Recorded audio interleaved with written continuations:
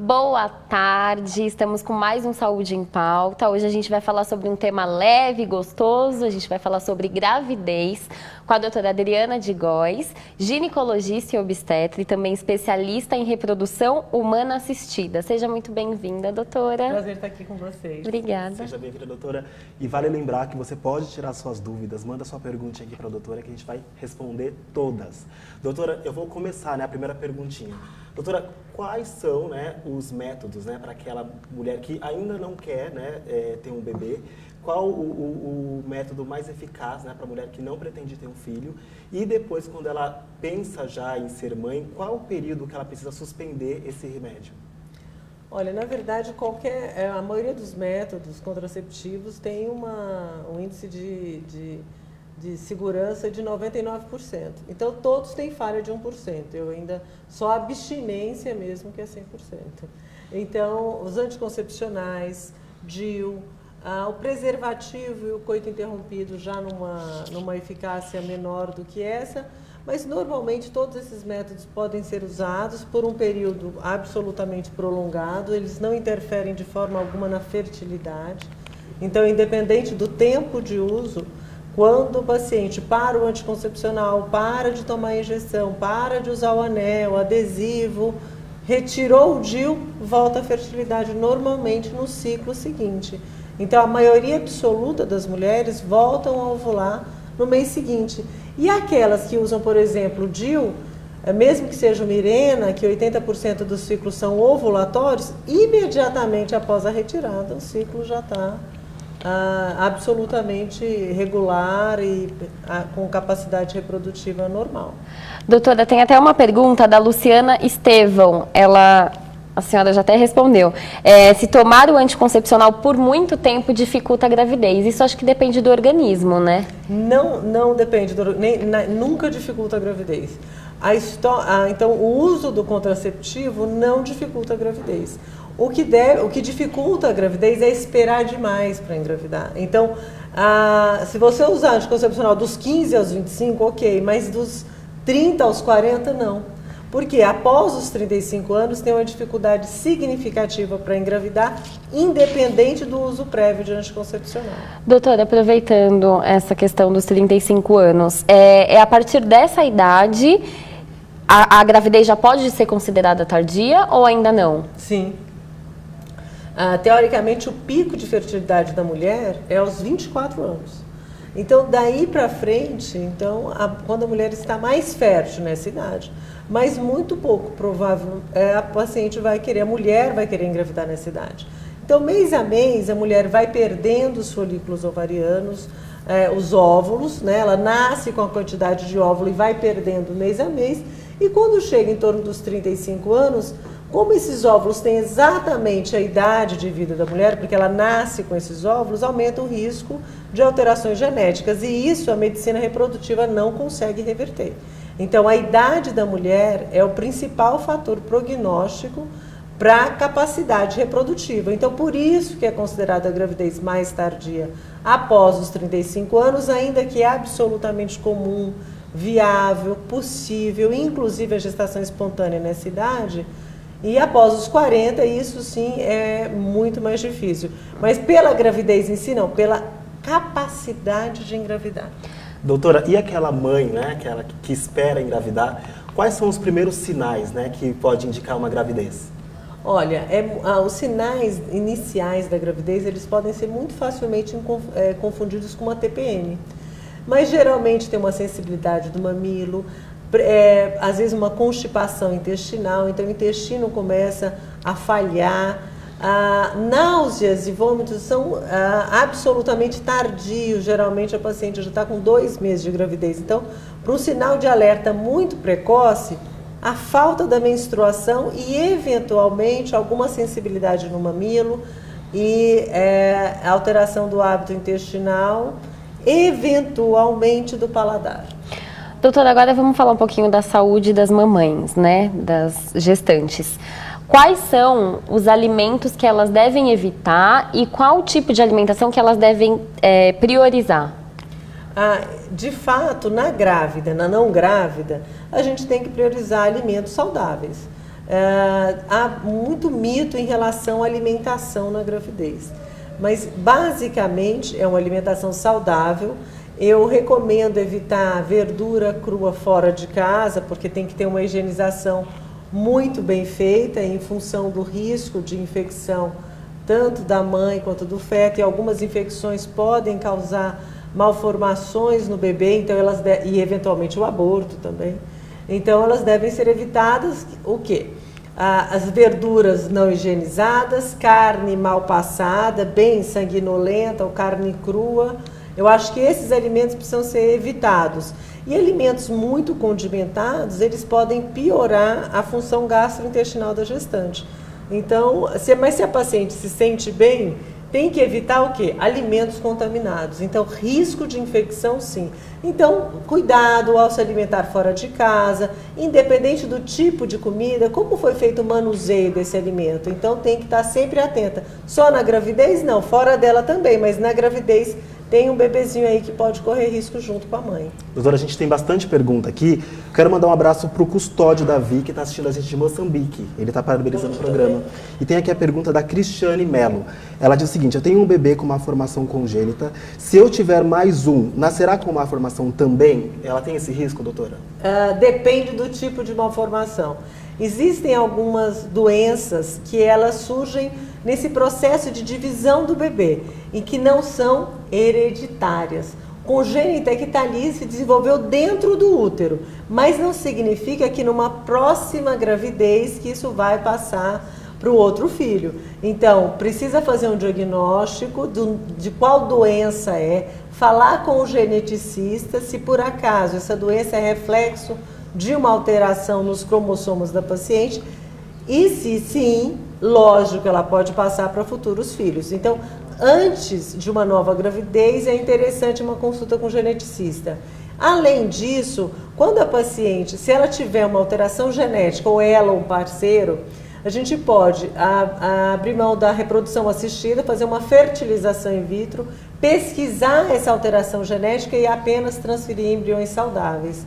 Essa é uma outra possibilidade de evitar essa hereditariedade aí, dessa doença. Doutora, as mulheres que têm endometriose, elas têm mais dificuldade para engravidar? Depende do nível? Como funciona? A endometriose por si só, se a pessoa tem endometriose, ela já tem uma alteração do sistema imunológico, uma dificuldade para implantar o bebê. Depois que implanta, ela volta a ter o risco de uma gestante normal. Então depende do quanto ela é saudável. Então a endometriose dificulta sim a engravidar por causa dessa questão inflamatória uterina no processo de implantação embrionária, eventualmente pela obstrução tubária ou pelas aderências que tem na barriga, na pelve, ou por dificuldade de ovular em função do comprometimento dos ovários. Mas vamos supor que essa paciente faça uma reprodução assistida e também transfira esse embrião. A taxa dela de gravidez é menor do que daquela que não tem endometriose. Tem uma pergunta aqui da Andressa Antunes. É possível a mulher conseguir engravidar de um homem que tem o espermograma baixo? Espermograma baixo é algo pouco preciso para eu falar, mas qualquer alteração espermática pode ser tratada. Basta ter espermatozoide. Então, 40% dos casos de infertilidade tem fator masculino. Então, a gente acha que a maioria dos casos é a mulher que tem problema, não, é o homem. Mas como são muitos espermatozoides e a gente só precisa de um espermatozoide por óvulo, é muito fácil tratar essa questão. Então, com a reprodução assistida, você consegue engravidar sim uma mulher que tem um marido, um parceiro com uma alteração espermática mais grave. Doutora, a Vanessa Garcia, ela quer saber um pouco mais sobre a diabetes gestacional. O que seria essa diabetes? Então, a mulher, quando ela engravida, os hormônios produzidos pela placenta, especialmente depois do 7º mês, aumentam o risco de ter diabetes. Por quê? Porque esses hormônios vão contra a insulina, que é a responsável pelo controle da glicose no organismo. Então, se a paciente está grávida e ela tem um sobrepeso importante, ela engorda muito na gravidez, ou ela tem pais diabéticos, ela tem um risco ainda maior de desenvolver diabetes gestacional. Então, o que a gente falou inicialmente, daquele controle de dieta saudável, controle de peso, é um grande fator para evitar o diabetes gestacional, que é diferente da paciente que engravida diabética. Essa paciente que engravida diabética, ela tem risco durante toda a gravidez, é uma situação mais complicada de tratar, existe uma alteração, uma chance de malformação embrionária em função desses distúrbios de glicemia, mas na diabetes gestacional é uma doença grave também, que pode ser tratada e pode ser evitado, que é mais importante. Mas uma vez constatada, uma dieta alimentar absolutamente rigorosa, eventualmente a gente entra com a insulina e faz o controle, um parto, tenta ser um parto a termo. Doutora, a Ana Maria Barbosa, ela pergunta qual o tempo ideal entre uma gravidez e outra, e eu já quero fazer uma outra pergunta que eu tinha aqui. Se o parto influencia, cesárea, normal, quem teve cesárea a primeira vez, se pode ter normal na segunda gravidez? Sim, o parto pode ser, então depois de uma cesárea, o segundo parto pode ser normal, mas depois da segunda cesárea, o parto não pode ser normal. Se essa cesárea aconteceu com intervalo de 1 ano já do outro parto, também não pode ter outro parto normal, aí tem que ser cesárea, porque o risco de ruptura uterina é maior. E qual o intervalo ideal? Independente de parto normal e cesárea, o organismo da mulher demora mais ou menos o mesmo tanto para voltar ao normal. Esse intervalo recomendado são 2 anos entre uma gestação e outra. Isso é muito importante, né? Doutora, por que os 3 primeiros meses são os meses de mais risco para poder ter um aborto espontâneo? Porque a principal causa de aborto é genética. E a causa genética faz com que o organismo da mulher elimine esse concepto geralmente até 8 semanas de gravidez. Por isso essa fase de risco. Então, muitas gestações acontecem, a chance de aborto de uma forma geral é de 15%, e aborto ele pode acontecer até 20 semanas, até 5 meses. Essa é a definição de aborto, mas a maioria é precoce até 8 e no máximo 12 semanas. Mas por quê? Porque a principal causa genética e a maior frequência é nessa primeira fase, por isso. Doutora, a Nathalie Mello tem uma pergunta. Quais são os cuidados que uma mulher que tem trombose? Trombofílica. Trombofilia. É que ela escreveu errado. Precisa ter durante a gravidez para não ter complicações no parto. A trombofilia depende do tipo de trombofilia. Então existem, o que é trombofilia? Então doença que aumenta o risco de trombose. Ela pode ser hereditária ou pode ser adquirida de forma autoimune, como por exemplo um diabetes, uma alteração na tireoide, um lúpus, isso. Então, se essa paciente tem essa doença, ela tem um risco aumentado de ter trombose. O nosso organismo é muito sábio, então como a mulher vai ter um parto e vai sangrar, ele previne esse excesso de sangramento, aumentando os fatores de coagulação para não sangrar muito no parto. Se a pessoa, além disso, tem uma doença que aumenta o risco de trombose, esse risco vai estar ainda maior durante a gravidez e também no pós-parto. Então, muitas pacientes, elas usam a medicação, existe uma medicação injetável, heparina, que é recomendada durante toda a gravidez, que é uma medicação segura, que é usada durante a gravidez e tem que usar também no pós-parto, que a chance de trombose é de 6 a 8 vezes maior depois que o bebê nasce, nos primeiros 2 meses. Doutora, tem aqui a pergunta da Ariane Soares. Ela diz o seguinte: doutora, o que é o ultrassom com Doppler e por que ele é necessário? O ultrassom com Doppler ele é feito durante praticamente toda a gravidez. O Doppler é aquele colorido que a gente observa no ultrassom, que ele caracteriza o fluxo sanguíneo. Numa paciente, por exemplo, com trombofilia, que ela pode ter uma placenta insuficiente que vai levar sangue de forma inadequada para o bebê, a gente analisa o fluxo de sangue no cérebro do bebê, no cordão umbilical, no útero da mulher, para ver se tem alguma alteração. Se tiver alteração, a gente pode tratar e evitar que esse parto seja muito precoce. Então, o Doppler serve para monitorar a vitalidade do bebê e a segurança na gravidez. Doutora, agora vamos falar um pouquinho sobre mitos e verdades. É verdade que o bebê que nasce aos 8 meses corre mais risco do que nasce aos 7? De forma alguma. Quanto mais prematuro, pior. E doutora, o que é essa depressão pós-parto? A depressão pós-parto, essa tristeza materna, ela precisa ser avaliada de uma forma bastante adequada, porque existe um cansaço, uma tristeza fisiológica do pós-parto que a gente chama de blues.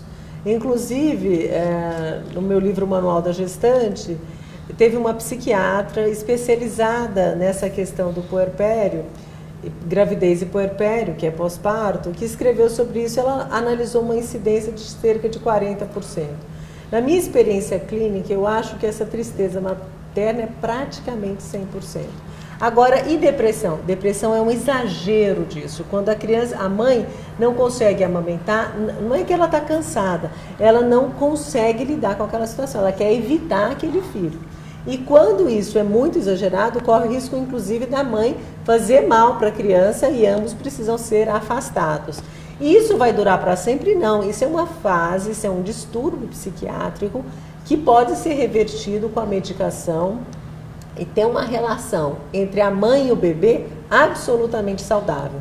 Então, o fato de observar que a mãe está muito triste no pós-parto, ok, ela está cansada, ela não está dormindo, a vida dela virou do avesso de um dia para o outro, ela está com dor, porque é o pós-operatório, seja parto normal ou seja cesárea, ela está com desconforto, o organismo dela está voltando ao normal, então é natural, ela está muito sobrecarregada e exausta.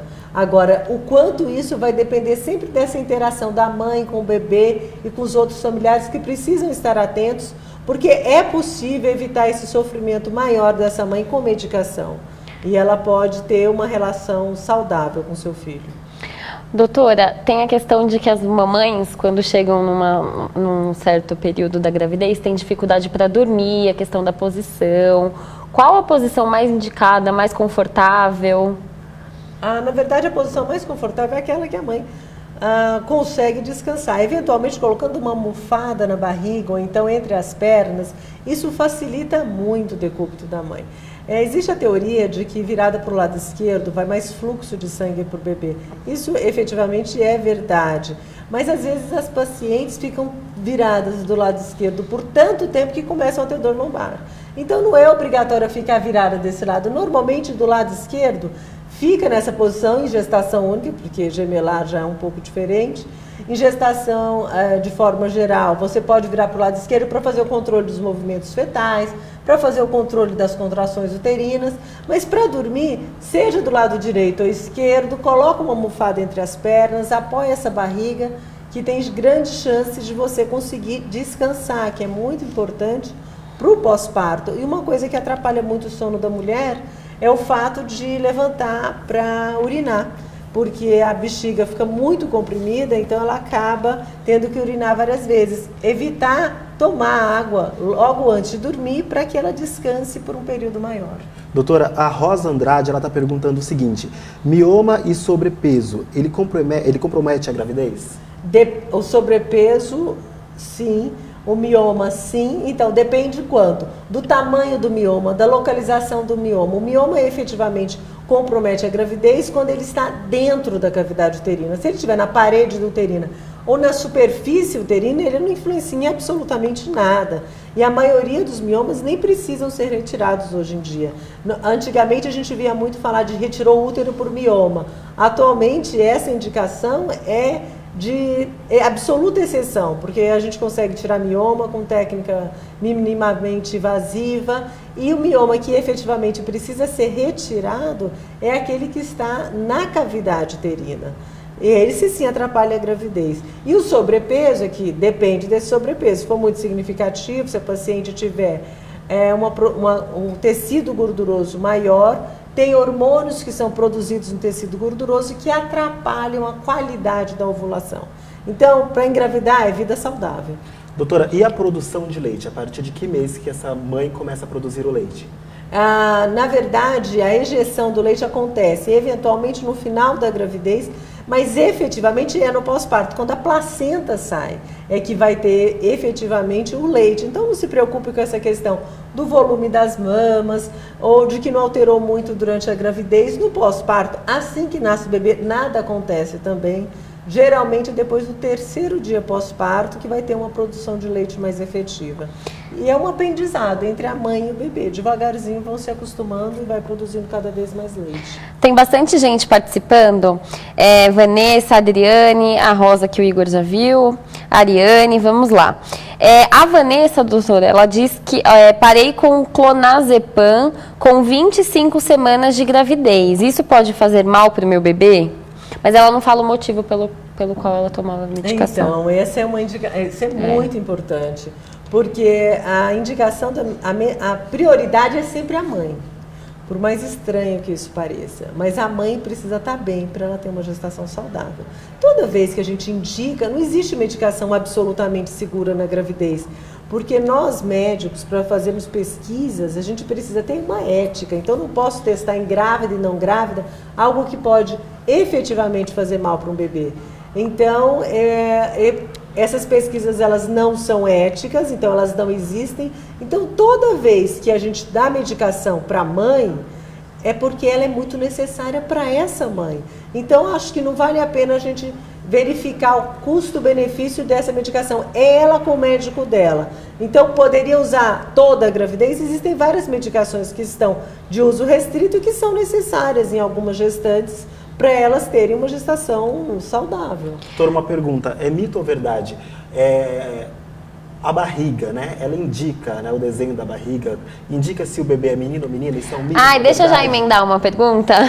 Dizem que a posição sexual também influencia no sexo do bebê. Isso é verdade? Não, tudo mentira. Então não tem aquela história. Não, barriga mais pontuda? É pelo formato da barriga. Qual que é a chance de acerto? 50%.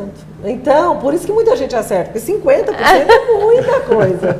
E o formato da barriga tem mais a ver com a musculatura da mulher. Então, se for uma gestante de primeira gravidez, uma gestante que faz academia, que tem a musculatura mais enrijecida, é uma barriga mais firme. E aquela barriga mais baixa é de flacidez da musculatura. E nas pacientes que têm um sobrepeso maior, há também uma tendência para essa barriga ser mais evidente, né? E a barriga de uma gestante saudável aparece após 24 semanas. Antes ela aparece no máximo gordinha. Quem está de 3, 4 meses já está com barriguinha, pode fazer regime. Inclusive a Cátia de Souza perguntou, a doutora já respondeu. Quando a pessoa é magrinha, a barriga demora para crescer? Demora. E doutora, uma pergunta, quando que é indicado, né, para a mãe fazer algum tipo de exercícios físicos, fazer academia ou uma natação? Quando que é indicado? Quem pode e quem não pode fazer? A maioria absoluta das gestantes, elas devem praticar atividade física. Aquelas que já praticam, eu não indico a interrupção, eu autorizo fazer atividade física durante toda a gravidez. Lógico, sempre uma atividade física é indicada para a gestante.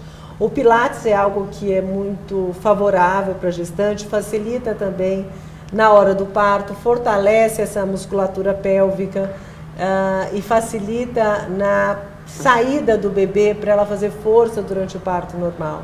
Então eu acho que a atividade física é sempre bem-vinda. Agora, a mulher que nunca praticou exercício físico, espera ali esse período de 3 meses, porque eu não sei do histórico dela, às vezes tem um colo curto, um risco maior de sangramento, e ela conversa com o obstetra dela sobre o pré-natalista, sobre qual atividade é mais indicada.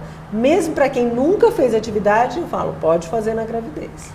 A Joyce Silva acabou de mandar aqui. Tenho um teratoma no ovário esquerdo e estou grávida de 16 semanas. Isso compromete a minha gestação?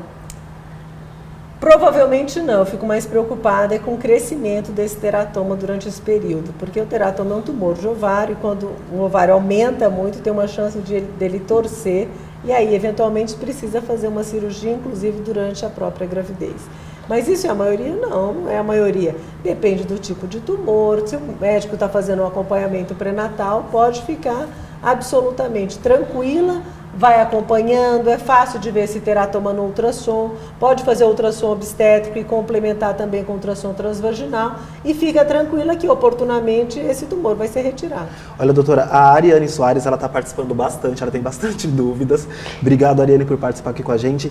É o seguinte, ela fala o seguinte, doutora, não tive passagem no primeiro parto e ela quer saber se no segundo isso pode ocorrer também.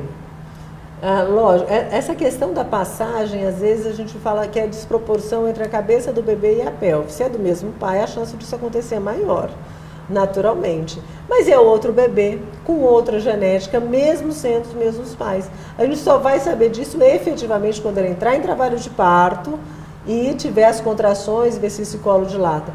É preciso ter muita paciência e determinação para ter um parto normal. Então a ansiedade atrapalha. Então, deixa as coisas acontecerem no momento certo. Entra em trabalho de parto e esse processo vai ser avaliado durante o trabalho de parto. É pouco frequente a gente conseguir fazer esse diagnóstico de forma efetiva e exata, certa, antes do trabalho de parto. Doutora, existe algum período máximo que a mulher pode ficar em trabalho de parto? Porque eu tenho amigas que ficaram bastante horas, isso até, às vezes a gente fica até preocupada, que a gente está esperando a criança nascer, aí tinha uma amiga minha que estava 18 horas em trabalho de parto, a outra ficou 24 horas em trabalho de parto. Pode dar alguma complicação para o bebê? Qual que é o tempo máximo, assim? Então, esse trabalho de parto prolongado, porque efetivamente o trabalho de parto mesmo, de ter 3, 4 contrações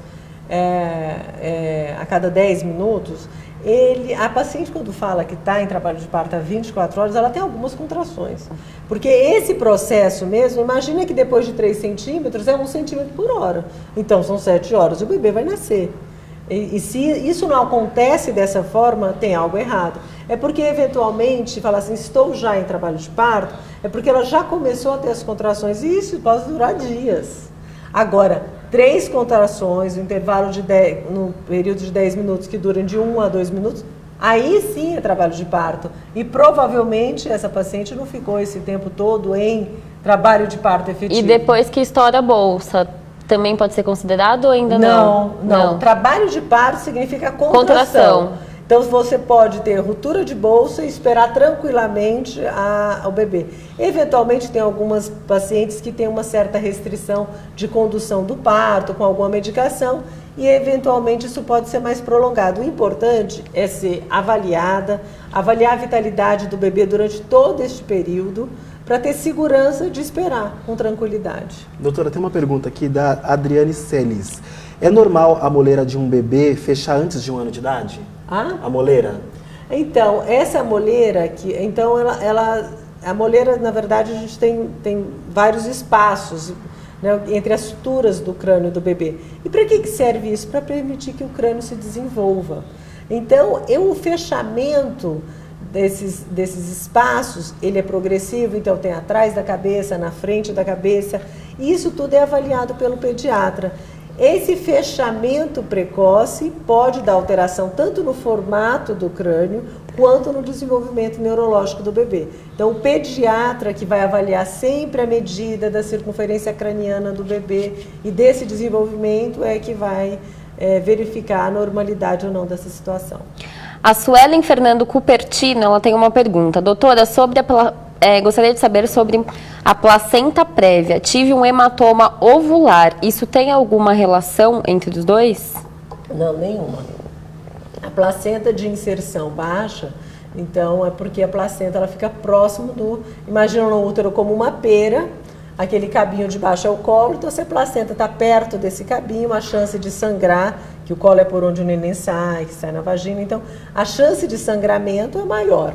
E não tem nenhuma relação entre descolamento da fase inicial da gravidez e placenta de inserção baixa. O diagnóstico de placenta prévia é feito só depois do 7º mês, porque quando o útero é pequenininho, a placenta é baixa mesmo. À medida que o útero vai se desenvolvendo, vai crescendo, vai puxando a placenta, por isso esse diagnóstico é mais tardio. E a placenta prévia é mais frequente quando tem alguma cicatriz uterina. Eu tenho mais uma pergunta. Paulo, não briga comigo. Ele já me passou a regressiva, já está acabando, mas eu tenho mais uma pergunta. A Bruna Carlesso, ela diz: estou de 27 semanas e ainda consigo dormir de barriga para baixo. Posso prejudicar o bebê por dormir nessa posição? Eu acho que deve ser evitada. Essa compressão uterina pode não ser indicada. É lógico, se ela tiver uma musculatura abdominal muito desenvolvida e nessa fase agora que a barriga dela vai ficar mais proeminente, ela deve ser bem magra. Eu recomendo que ela deite de lado. Eu acho que a posição mais saudável, seja para o lado direito ou esquerdo, eu acho mais indicado. Pessoal, infelizmente o nosso tempo acabou. Já foi rapidinho, passou muito rápido. Quero agradecer a sua presença, doutora. A gente tem muita pergunta aqui, muita gente participando. Muito obrigado pela audiência. Mas, infelizmente, acabou o programa. Queria deixar... A doutora é autora de um livro, não é isso? Do Manual da Gestante? Sim. Isso mesmo, né? E quem quiser adquirir esse manual, como que encontra, doutora? Pode procurar pela internet. Ele foi comercializado pela editora Viseu e tem também na Livraria da Vila, na Livraria Cultura. Vocês têm fácil acesso. Paulo, você pode colocar pra gente também o site da doutora, o Instagram, para quem quiser o contato? Esse aí é o contato da doutora, então quem tiver alguma dúvida, quiser conversar com a doutora, esses são os contatos dela. E também pode seguir, né, o nosso Instagram do Saúde em Pauta, que tá aí, ó, só copiar direitinho, seguir a gente, mandar a sua sugestão de pauta, mandar pergunta, elogio e tudo mais. Pessoal, muito obrigado, doutora. Obrigada, doutora, pela presença. Até a próxima segunda, às 14 horas. Gente, obrigado, viu? Até mais. Obrigada. Tchau.